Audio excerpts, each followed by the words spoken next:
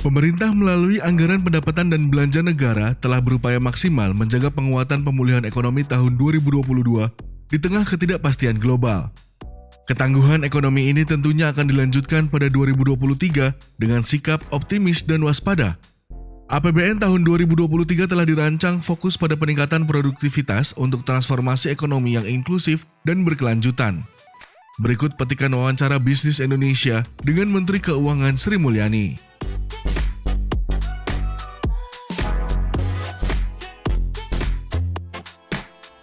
Kondisi 2022 di mana kita melihat pemulihan ekonomi di Indonesia masih kontinu ya, masih berjalan. Dan ini adalah sesuatu yang sebetulnya cukup pertama kita syukuri, tapi juga harus kita jaga. Karena ini adalah tahun ketiga dari pandemi. Pandeminya walaupun dideklarasikan belum selesai, tapi relatif sudah manageable. Sehingga kita melihat proses pemulihan ekonomi Indonesia yang sebetulnya sudah mulai berjalan sejak tahun 2021. Namun kalau kita lihat 2021 sempat kemudian kena disrupsi Delta varian, kemudian akhir tahun Omicron sampai dengan awal tahun 2022 ini. Nah kalau kita lihat di tahun 2021 tadinya momentum pemulihan ekonomi di kuartal kedua tinggi di atas 7%, kemudian turun lagi karena Delta, kemudian mulai naik di atas 5% atau sekitar 5% di kuartal terakhir. Kuartal 1 tahun ini juga 5%, 5,07. Jadi kita melihat di kuartal kedua yang 5,4 itu menggambarkan momentum pemulihan yang terus berkembang, meningkat cukup tinggi. Jangan lupa kuartal kedua yang 5,4 itu tahun lalu itu sudah tumbuh 7%. Jadi ini adalah di atas baseline yang cukup tinggi. Jadi ini menggambarkan suatu pemulihan yang momentumnya cukup terjaga. Nah kuartal ketiga kita melihat tahun 2022 ini masih cukup tinggi dari sisi pertumbuhan ekonominya. Kita memperkirakan masih di atas 5,5%. Karena konsumsi kita melihat meskipun kemarin dengan kenaikan dari BBM, Pertalite dan diesel yang kemudian menyebabkan inflasi juga naik di 5,8, lebih rendah dari yang tadinya kita perkirakan 6,8. Dan juga kemudian Bank Indonesia mulai melakukan adjustment terhadap suku bunga. Namun kita lihat di kuartal ketiga momentum untuk consumption itu masih sangat kuat. Ini terlihat dari kalau kita lihat consumer index, spending index dari Mandiri, kita lihat juga dari sisi mobility index yang masih sangat tinggi. Scarring effect yang terjadi karena COVID juga sudah mulai menurun. Kita lihat penerimaan perpajakan ya, terutama yang pajak daerah. Pajak daerah itu pajak restoran, hotel, kemudian pajak tempat parkir, tempat hiburan. Itu naiknya itu nggak cuma double digit kecil, tapi bisa sampai 40%, 50%, bahkan 70% dalam hal ini. Ini berarti aktivitas di masyarakat ya, itu sudah menunjukkan adanya peningkatan yang luar biasa. Ini sampai posisi bulan September yang lalu. Jadi kita melihat bahwa di kuartal ketiga momentum dari pemulihan masih akan terjaga kuat. Yang kita memang perlu untuk mulai melihat kewaspadaan ini karena memang lingkungan dunia berubah secara cukup cepat dan drastis. Kondisi geopolitik tidak makin lerem kalau orang Jawa bilang, tapi masih terus brewing. Nah ini yang menimbulkan kondisi di tahun 2022 kuartal terakhir kita harus tetap melihat bahwa situasi ini pasti akan mempengaruhi kondisi eksternal kita. Di sisi lain ya respons kebijakan dari Bank Sentral untuk menaikkan tadi dan kemudian perang ini memberikan tekanan terhadap keseluruhan perekonomian global. Nah untuk kita yang harus kita lihat untuk kinerja perekonomian kita terutama dari growth dulu. Kalau dari growth berarti harus kita lihat adalah ekspor. Karena ekspor selama ini kan memberikan dukungan cukup besar. Selain tadi saya sampaikan consumption, ekspor kita selama ini tumbuh bahkan mencapai di atas 40%. Year on year, 29 bulan berturut-turut trade account kita surplus. Akumulasi dari surplus dari perdagangan dan juga current account kita dari dalam hal ini kalau kita masukkan capital flow itu masih surplus. Ini semuanya yang menyebabkan Indonesia memiliki resiliensi eksternal. Daya tahan eksternal kita cukup baik. Karena bedanya dengan 2013 waktu terjadinya taper tantrum, waktu itu external balance kita itu dalam posisi negatif untuk current account. Negatifnya cukup dalam, di atas 2%, bahkan mendekati 2,5% dari GDP. Nah, ini situasi yang perlu untuk kita stock taking istilahnya. Lihat mana yang kuat dan mana yang harus kita antisipasi kalau kemudian global environment-nya itu tadi mengalami pemburukan atau deteriorisasi. Kalau dalam situasi dalam tahun 2022, kalau di kuartal ketiga kita bisa tumbuh di atas 5,5 dan kuartal keempatnya mungkin mulai menunjukkan tanda tadi eksternal faktornya mempengaruhi, kita masih optimis bahwa tahun 2022 keseluruhan kita bisa tumbuh di atas 5,2%.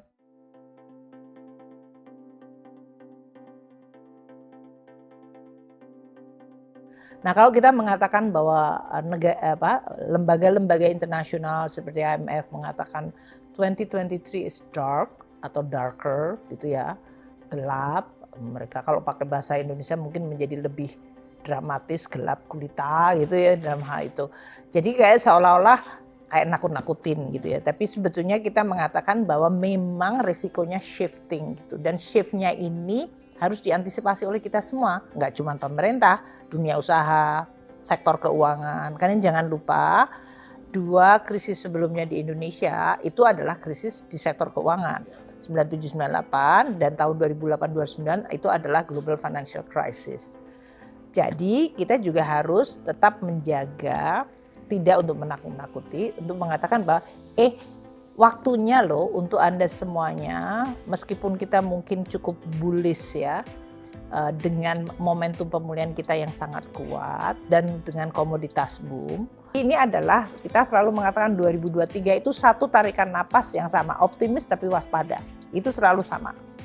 Karena kita punya alasan untuk optimis, yang tadi saya sampaikan, momentum pemulihan kita bagus, external balance kita bagus, kita sudah mulai merecover kesehatan kita, yaitu kesehatan masyarakat, COVID-nya sudah mulai bisa, kesehatan APBN juga mulai diperkuat lagi, kesehatan ekonomi juga mulai. Jadi sesudah dihantam COVID semuanya, banyak negara yang belum sehat, kita sudah relatif sudah mulai recover.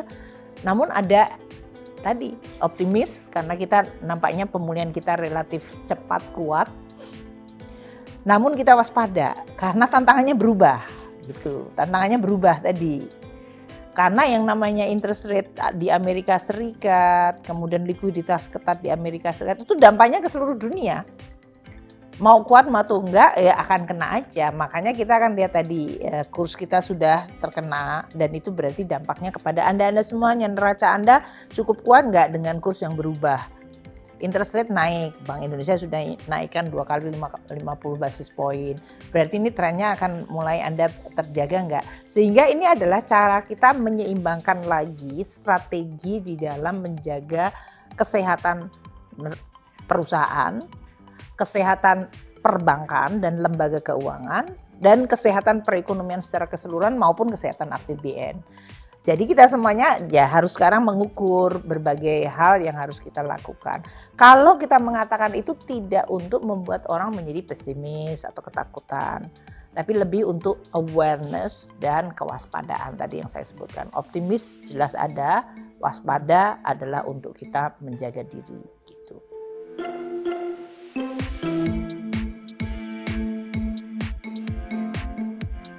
Kita kan udah punya pengalaman yang sangat berharga di 2020-2021 ya dalam hal ini.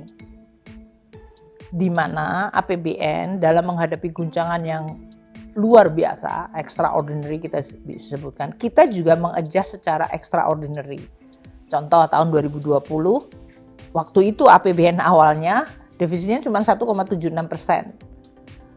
Primary balance-nya hampir nol, hampir netral balance ya, cuma 20 triliun minusnya. Kemudian dihantam sama pandemi yang luar biasa. Kemudian keluar Perpu 1 yang menjadi Undang-Undang Nomor 2. Defisit yang tadinya 1,76 naik menjadi tadinya 6,5 atau 6,6 end up dengan 6,4% dari GDP. Primary balance yang tadinya hampir balance menjadi defisitnya berapa sih? Kalau nggak salah itu 500 atau berapa, coba lihat tahun 2020 tuh outernya. Bayangkan, hanya dalam hitungan bulan APBN yang tadinya is gonna be like, kan itu dari 2016 saya jadi Menteri Keuangan lagi, kita coba sehatkan. Sudah mau balance, jatuh lagi.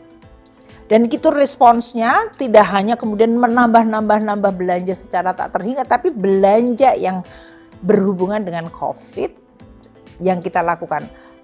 Semua kementerian, lembaga, dan daerah kita potongin juga. Karena memang mereka juga nggak bisa belanja. Waktu itu kan mereka semua tinggal di rumah. Jadi kita tahu bahwa belanja nggak bakalan bisa dihabiskan. Kita kemudian sisir, dipakai untuk tadi semua penanganan COVID. Selain kesehatan, bansos, bantu UMKM, dan berbagai. Itu kita bisa lakukan. Turn around hanya dalam kondisi berapa minggu atau bahkan bulan. Itu ekstrim banget itu kejadiannya.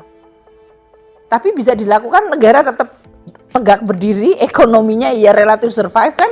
Dalam hal ini kalau kita lihat negatif kontraksinya kita itu relatif very mild dibandingkan negara lain yang bisa jatuhnya bisa di atas 5 atau bahkan 7%. Jadi itu pelajaran pertama. Artinya fokusnya apa nih yang menjadi tantangan terbesar di tahun tersebut? Ini yang harus kita jaga, nggak boleh kompromi. And then yang lain-lain harus align, harus ngikutin, menyesuaikan gitu. Ini yang disebut fleksibilitas tapi juga dengan disiplin. Jangan fleksibilitas itu artinya kemudian segala sesuatu boleh gonta-ganti dan semuanya kemudian amburadul dan ambiar kalau istilahnya kayak gitu ya. Jadi APBN walaupun tadi disampaikan tahun depan dengan kondisi yang mungkin risikonya berubah, kita juga akan melihat secara sangat hati-hati. Kalau sampai terjadi harga komoditas nggak setinggi seperti yang sekarang, bagaimana nanti dampaknya terhadap penerimaan kita? Kalau pemulihan ekonomi terdisrupsi karena resesi di negara lain, kita dampaknya. Jadi kita mengelola APBN itu nggak pasif, begitu udah jadi undang-undang terus aku ongkang-ongkang liburan sama anak buah saya, enggak lah Mas. Tiap bulan kita muter terus aja ngeliatin risikonya datang dari mana nih. Ini benar nggak sesuai dengan undang-undangnya. Dan kemudian kita akan lihat gimana memitigasi risiko. Yang mana nih shock absorbernya yang pertama kali harus dideploy gitu kan kayak gitu. Karena shocknya itu bermacam-macam dan bertubi-tubi. Bermacam-macam tuh dari berbagai macam penjuru tadi dan bertubi-tubi ya karena frekuensinya cukup sering gitu.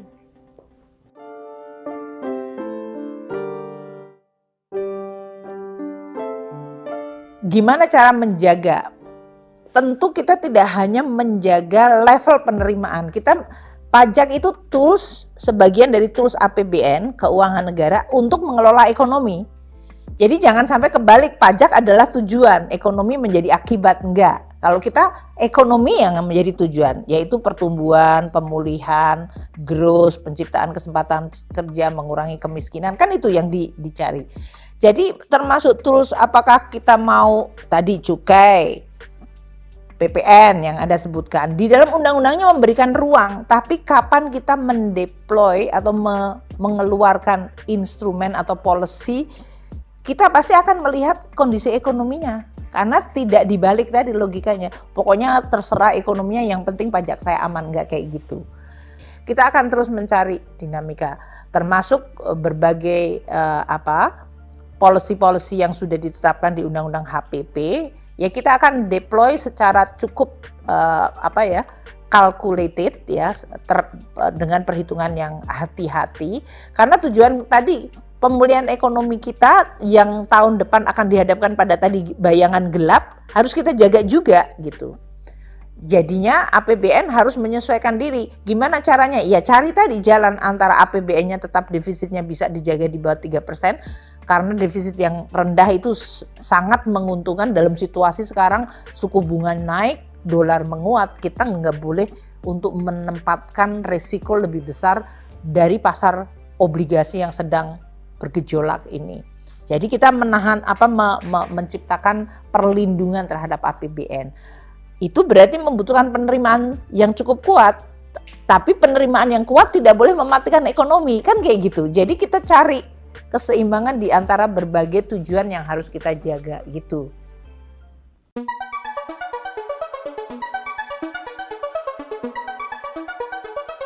Gimana cara kita?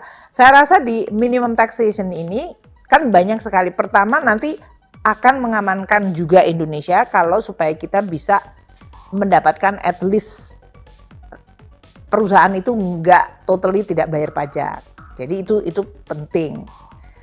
Tapi yang kedua Anda sebutkan tadi, loh kalau begitu berbagai insentif pajak yang kita kasihkan itu tadi akan terkena dong. Memang iya.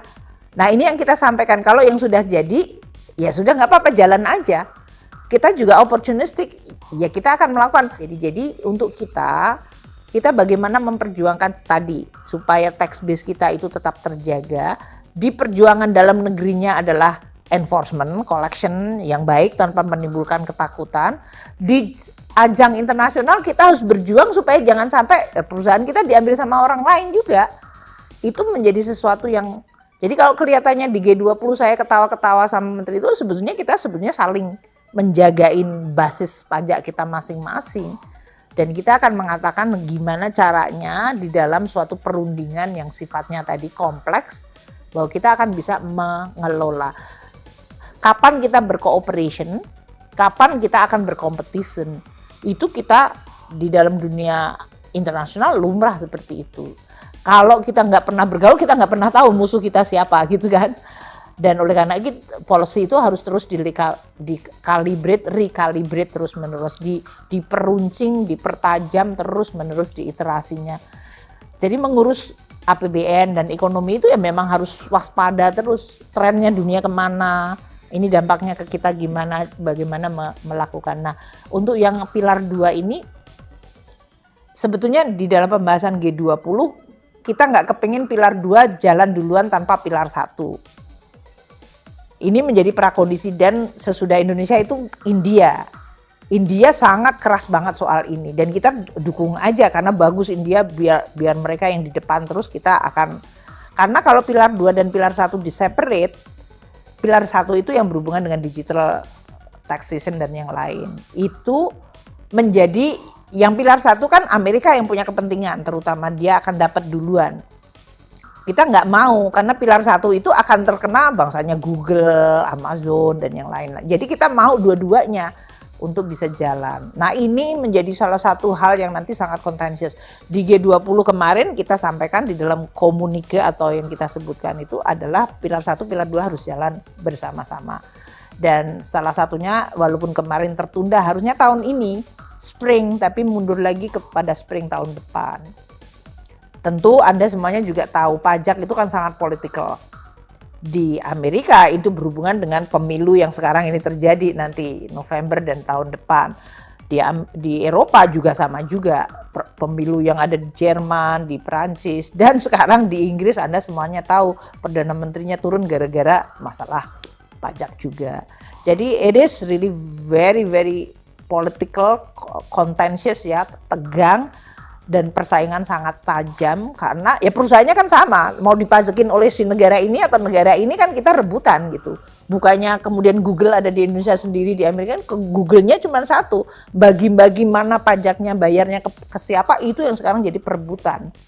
Nah menangnya kita mungkin kalau pilar 1 adalah dulu kan dia kalau dia di korporasi di headquarter ya dia bayarnya di sini yang disebut. Kalau kita sekarang kan bilang, kalau kamu Google tapi kamu beroperasi di Indonesia dan Indonesia punya customer katakanlah 200 juta, you have revenue generated di Indonesia, bayarnya di tempat kamu create generating revenue ini. Itu kemajuan yang luar biasa yang saya sebagai Menteri Keuangan menganggap itu adalah sesuatu yang sangat, untuk Indonesia sangat menguntungkan karena kita size dari ekonomi kita makin gede. Makanya saya kan termasuk yang dari awal termasuk yang sangat bersemangat terhadap Global Taxation Agreement ini.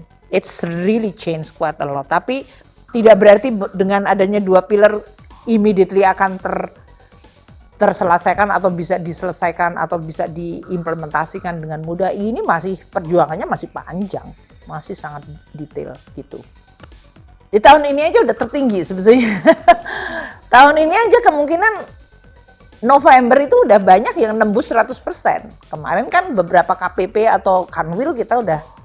Jadi it's quite, karena tadi pemulihan ekonominya cukup kuat, windfall revenue kita gede, kita kemarin ada tax amnesty kedua, PPN kita naik 1%, jadi banyak sekali kontribusi tahun ini. Justru tahun ini tuh sebetulnya yang mungkin cukup kuat.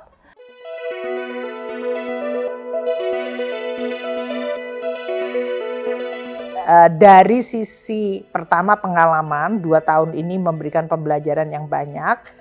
Kita nanti kalau tahun 2023 insya Allah kita nggak berharap akan terjadi shock. Tapi kalau sampai terjadi shock kita sudah punya pembelajaran gimana mendeploy apa yang disebut bansos tadi. Dan biasanya caranya begini Mas Wibi. Kita kan ada anggaran bansos untuk 1 tahun. Kalau hit hard katakanlah di semester 1. Kita bisa mengatakan yang semester 2 ditarik ke depan dulu deh. Nah nanti kemudian semester 2 gimana Bu? Kita isi lagi, cara ngisinya adalah mungkin motong anggaran KL yang lain. Kan sama seperti yang kemarin itu kita lakukan. Kita potong 5%, kita pakai untuk menambahin untuk bansos. Nah 5% bisa, bisa kita potongnya di semester 2-nya nanti. Tapi artinya sampai hari ini saya ya sebagai Menteri Keuangan akan menyampaikan sama kementerian lembaga, Bapak dan Ibu sekalian para menteri yang kami hormati, Anda sudah dapat anggaran, tolong dijaga ya, ada 5% yang jangan dibelanjain dulu in case terjadi shock. Aku nggak motong sekarang, duitnya tetap di sana. Kita semua berdoa moga-moga nggak ada, tapi kalau sampai terjadi, aku ngambil yang 5% itu ya. Jadi mereka udah siap, itu kemajuan karena tahun 2020 kita nggak punya mekanisme itu. Diatur di Undang-Undang 2 atau Perpu 1, ya karena nggak siap semuanya dan memang KL nggak bisa bekerja karena waktu itu tutup semua kan, karena COVID, ya tak potong aja langsung semuanya. Nun sewu potong kabeh, wis diambil. Nah sekarang 2023 rada sopan, sebelum duitnya dibagi pun saya mengatakan tolong jagain yang 5% ya, nanti kalau seandainya terjadi apa-apa, kita berdoa nggak terjadi gitu, maka APBN akan dijaga.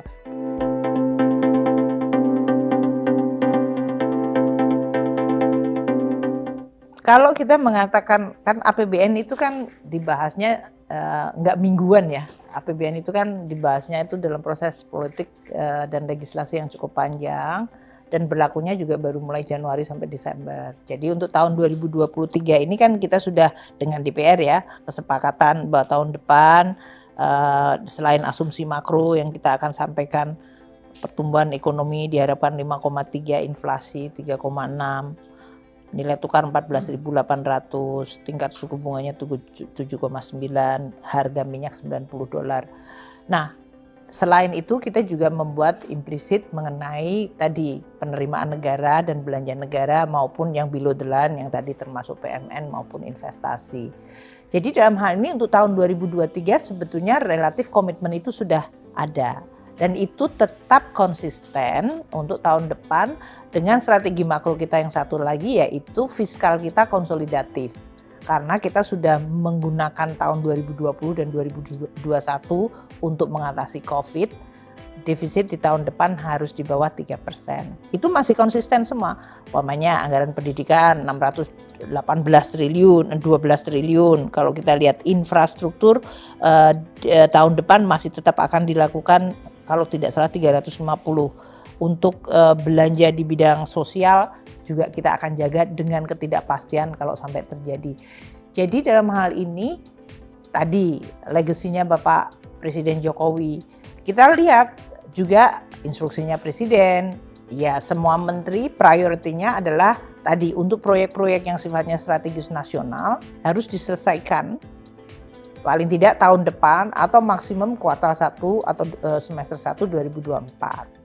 Dan kita sudah lihat tulisnya PSN itu dan kita mengatakan yang ini diselesaikan dulu. Jadi nggak ada proyek-proyek baru tiba-tiba ujuk-ujuk minta yang baru gitu.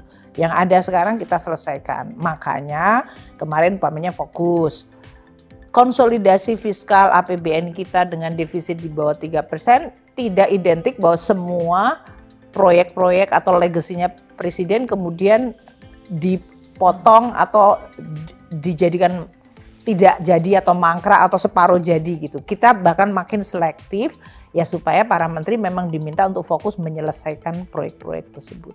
Gitu.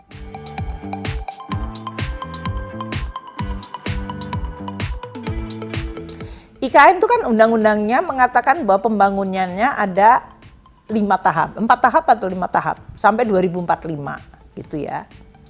Jadi kita dari sisi keuangan negara melihatnya ya berdasarkan 5 tahap itu. Dan dari setiap tahunnya kita akan lihat tahun 2022 sampai 2024. Ini kan udah pasti ini periodenya Pak Jokowi. Nah kita sampaikan yang mau dibangun apa dulu nih gitu. Sebelum kita ngomongin investor mau datang segala macam, yang pakai uang negara pasti karena kita nggak mungkin membangun jalan investor yang melakukan.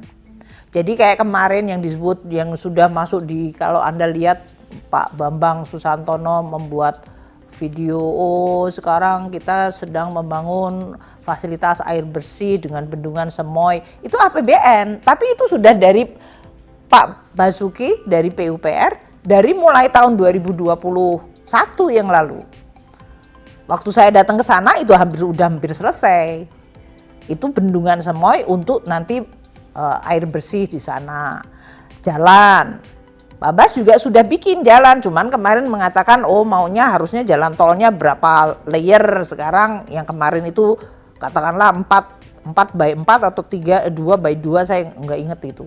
Tapi kira-kira kalau mau di-expand, seberapa bisa maju kan? Kalau saya orang bisa ngomong, Bu saya butuh jalan, terus dia minta duit, kan nggak jreng saya kasih. Saya akan lihat kecepatan kamu membangun setiap bulannya berapa. Dan ternyata bisa, yang kita lihat kemarin 5 triliun aja udah nyambung semuanya, termasuk pelabuhan yang karena semua material bangunan nggak pakai jalan nanti rusak. Jadi kita menggunakan itu kan celong gitu. Jadi yang di sini ini pelabuhannya akan dibuat untuk nanti material bangunan. Jadi basically kita akan mengatakan di dalam kementerian lembaga, kalau ini adalah prioritasnya, Bapak Presiden mengatakan prioritas nasional tadi berbagai infrastruktur dan sekarang IKN, ya kita bilang sama Pak Bas, jangan bangun embung-embung lagi yang banyak dulu lah, sekarang IKN dulu, pakai duitnya yang tempatnya Bapak. Jadi kemarin dia menggunakan yang itu.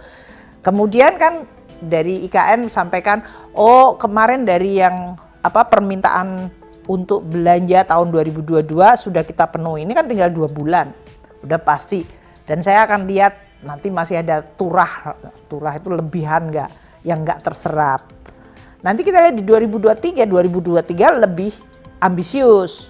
Selain karena jalannya udah jadi, air sudah jadi kan mau bikin tadi istana, kompleks. Ya kita lihat estimasinya berapa. Estimasinya kemarin kan nggak lebih dari 23 triliun atau 30 triliun. Itu sudah masuk anggarannya tempatnya Pak Bas kan sekitar 110 triliun. Dan itu nggak semuanya di beliau, ada pelabuhan udara tempatnya Pak Menteri Perhubungan. Jadi kita juga lihat dari berbagai KL yang lain yang akan buat, termasuk perumahan dalam hal ini yang untuk perumahan awal. Jadi kita masih ada di dalam resource envelope istilahnya, amplop sumber daya yang kita berikan, yang kita sampaikan pagunya segini loh untuk tahun depan belanjanya 3.000 triliun katakanlah. Ya 2.700 triliun, 2.700 triliun. Ya Bapak-bapak Ibu sekalian masing-masing kan udah dikasih amplop berdasarkan pagu indikatif atau pagu yang sudah jadi. Ya di situ Anda bangunnya. Jadi nggak tiba-tiba nanti ada bluk nambahin gitu, enggak Mas. Nah ini nanti 2023 udah dimasukkan dalam undang-undang APBN yang tadi sudah termasuk yang dibahas. Itu within that envelope. Itu jumlahnya ya tergantung dari proyeknya, dari tempatnya Menteri PU yang mungkin paling banyak, tapi juga ada Menteri tadi Perhubungan, ada Menteri KLHK karena kan Bapak Presiden kepengen penghutanan kembali menjadi sangat tinggi. Ya kayak gitu.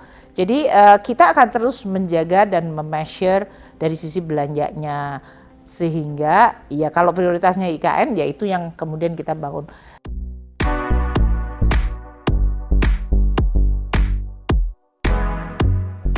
Ya kita sama DPR kan punya kesepakatan bahwa reformasi terutama di sektor keuangan itu penting ya. sesudah kita melakukan banyak reform, banyak sekali di bagian sektor keuangan itu legislasinya atau perundang-undangannya itu sangat way ketinggalan gitu. Jadi saya rasa objektif atau tujuannya itu yang menjadi fokus antara pemerintah dengan DPR, kesepakatannya sama. Kalau ada beberapa yang dari draftnya dari DPR yang disampaikan untuk RUU-nya yang nanti pemerintah akan menyampaikan dalam DIM, ya nanti kita akan sampaikan. Tapi prinsipnya begini, sektor keuangan tuh sangat penting bagi sebuah negara.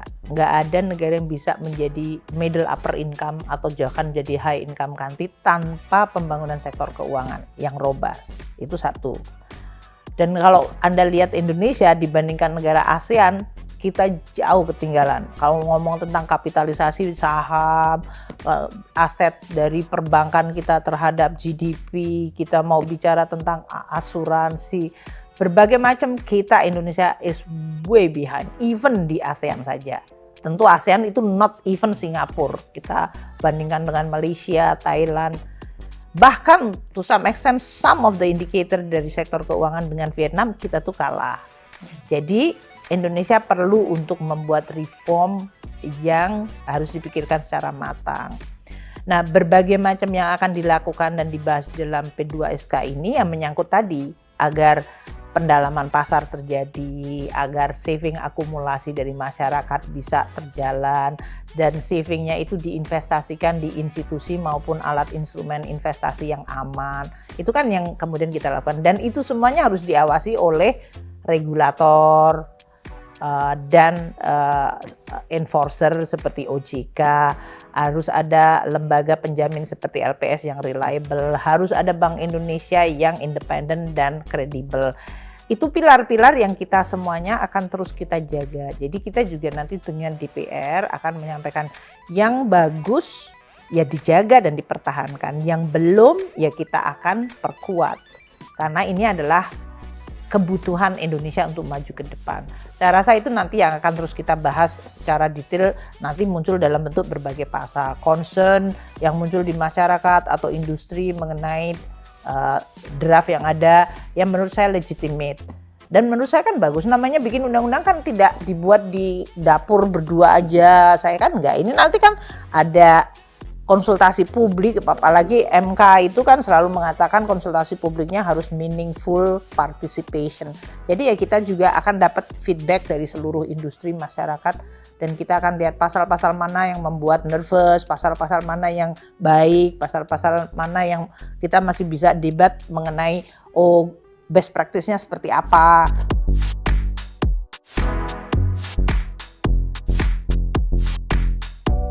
Para pengusaha dan kita semuanya kan sudah melalui masa-masa yang tidak mudah ya. Tahun 97-98 banyak yang sudah mengalami waktu itu begitu sangat devastatednya ya, porak-porandanya ekonomi, banyak yang bangkit kembali, lebih kuat. Ada yang menjadi bisnis baru sama sekali muncul sesudah krisis. 2008-2009 global financial crisis luar biasa guncangannya. Kita bisa meningkat atau bisa survive.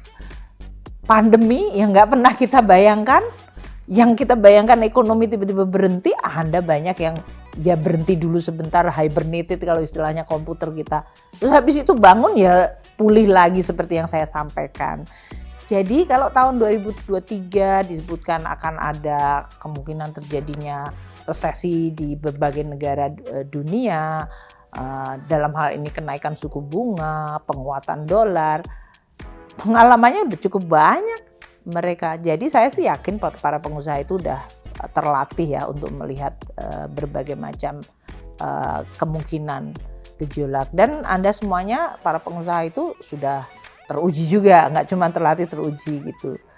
Dan masih banyak entrepreneur baru gitu. Setiap hal kan, setiap masalah itu Anda lihat selalu two side of the coin gitu. Yang satu bilang ini krisis, yang satu bilang ini adalah opportunity. Itu bahasa yang semua kalau di pengusaha itu semua gitu. Yang satu bilang wah ini musibah, yang ini bilang wah ini untung nih saya dapat gitu. Jadi saya rasa selama pemerintah akan terus mengkomunikasikan directionnya itu seperti apa, instrumen yang akan kita pakai seperti apa, konsekuensinya gimana.